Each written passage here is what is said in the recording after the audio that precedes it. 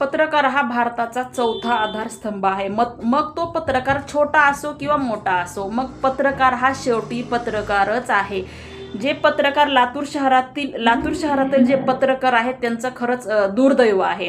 देवदास काळे यांचं म्हणणं आहे की जे जावेद शेख पत्रकार आहेत त्यांच्याकडे एवढी प्रॉपर्टी कुठून आली, त्यांच्या हातातील 5-5 अंगठ्या, बंगला, गाडी हे सगळं कुठून आलं, तर त्यांच्या प्रॉपर्टीची चौकशी करायला पाहिजे. देवदास काळे, तुमचं म्हणणं पण खरं आहे, तुम्ही विषय चांगला घेतला आहे की ते जावेद भाई शेख पत्रकार आहेत, यांच्या प्रॉपर्टीची चौकशी झालीच पाहिजे, त्यांच्या संपत्तीची सुद्धा चौकशी झाली पाहिजे. परंतु सगळ्यात अगोदर जर चौकशी कुठून करायला पाहिजे तर देवदास काळे यांच्या प्रॉपर्टीपासून चौकशी करायला पाहिजे. काय हरकत आहे? ते अगोदरही नगरसेवक होते आणि आताही नगरसेवक आहेत. मग देवदास काळे यांच्याकडे एवढी सगळी प्रॉपर्टी कुठून आली या गोष्टीची सुद्धा चौकशी करायला पाहिजे.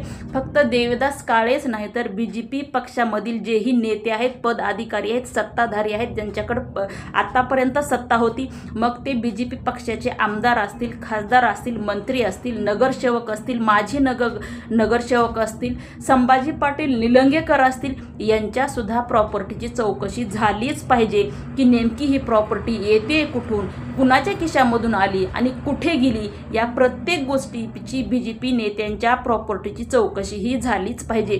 देवदास काळे, लातूर शहरातील जी अनुष्का पाटोळे आहे तिला फाशी देऊन मारलं गेलं, पण तिची तिनं आत्महत्या केली आहे असं निदर्शन आणलं गेलं. याच लातूर शहरामध्ये अक्षय कांबळे याने स्वतः आत्महत्या केली असं निदर्शनात आणलं, परंतु त्याला सुद्धा फाशी देऊन मारलं गेलं. तर या सुद्धा नवउदयाच्या खुर्चीवर बसणाऱ्या दलालांनी हे प्रकरण दाबून ठेवण्यासाठी किती पैसे घेतले, किती खोके आले, त्यांच्या सुद्धा प्रॉपर्टीची चौकशी झाली पाहिजे.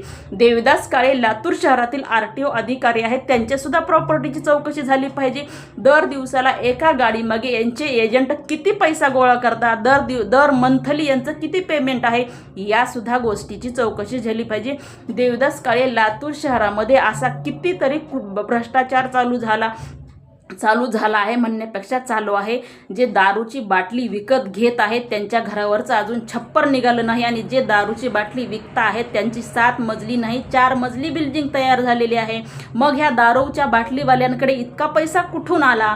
किती लाखो करोड माता भगिनीचं या दारूमुळे घर बर्बाद झालं. मग ह्यांच्याकडे एवढा पैसा कुठून आला? दारू, गुटखा, गोवा बंदी या सगळ्या जे अधिकारी आहेत त्यांच्या सुद्धा तुमची चौकशी त्यांची झाली पाहिजे की त्यांच्याकडे एवढी सगळी प्रॉपर्टी कुठून आली. या गोष्टीकडे सुद्धा तुम्ही थोडंफार लक्ष दिलं पाहिजे.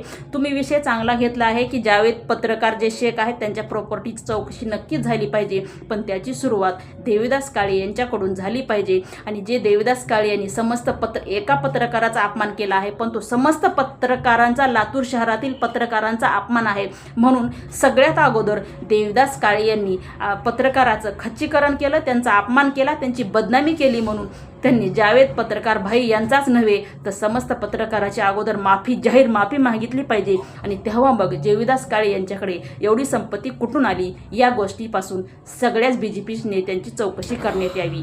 जय हिंद, जय महाराष्ट्र.